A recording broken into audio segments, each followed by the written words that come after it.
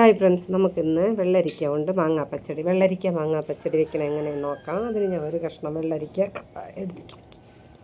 അതിൽ ഒരു മുരിങ്ങയ്ക്ക എടുത്തിട്ടുണ്ട്, ഒരു മാങ്ങ എടുത്തിട്ടുണ്ട്.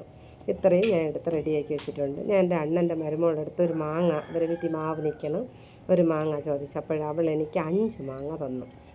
എൻ്റെ അണ്ണൻ്റെ മരുമോൾ 5 മാങ്ങ തന്നു. അതിൽ ഒരെണ്ണം ഞാൻ വെള്ളരിക്കയ്ക്ക് വേണ്ടി ഞാൻ എടുത്തു.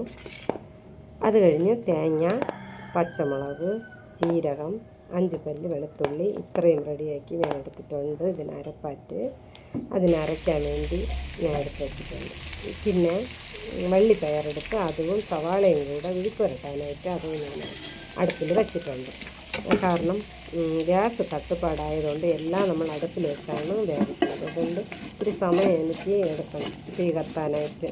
അപ്പോൾ ഞാൻ അതിനെ വെച്ച് അടുപ്പിൽ വെച്ച് തന്നെ എല്ലാം റെഡിയാക്കി എടുക്കാൻ വേണ്ടി രാവിലെ മക്കളെ സ്കൂളിൽ വിടണം. അതുകൊണ്ട് പിന്നെ വെള്ളരിക്ക് ചെറുതായി കട്ട് ചെയ്ത് വെച്ചിട്ട് മുരിങ്ങയ്ക്ക് മുഴുവനെ കട്ട് ചെയ്ത് വെച്ചിട്ട് അതിനകത്ത് മൺചട്ടിയിൽ വെച്ച് അടുപ്പിൽ വെച്ച് അതിന് മുമ്പേ എനിക്ക് വിഴുക്കുരട്ടി ഒന്ന് റെഡി ആയിട്ടുണ്ട്. പയറും വിഴുക്കുരട്ടിയത് അത് റെഡിയായി കിട്ടി.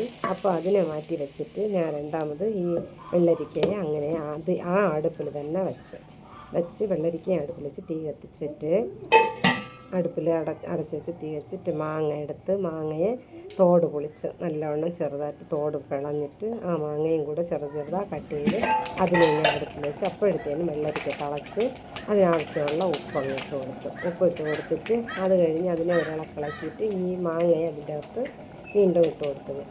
മാങ്ങയിട്ടിട്ട് മാങ്ങയും വെള്ളരിക്കയും മുരിങ്ങയ്ക്കും ഒന്ന് നല്ലവണ്ണം വെന്ത് വന്നിട്ടുണ്ട്. അപ്പോൾ അത് വീണ്ടും നമ്മൾ തിരിച്ച് ഒന്ന് ഇളക്കി കൊടുത്തപ്പോൾ കുറച്ചുകൂടെ വേവാനുണ്ടായിരുന്നു.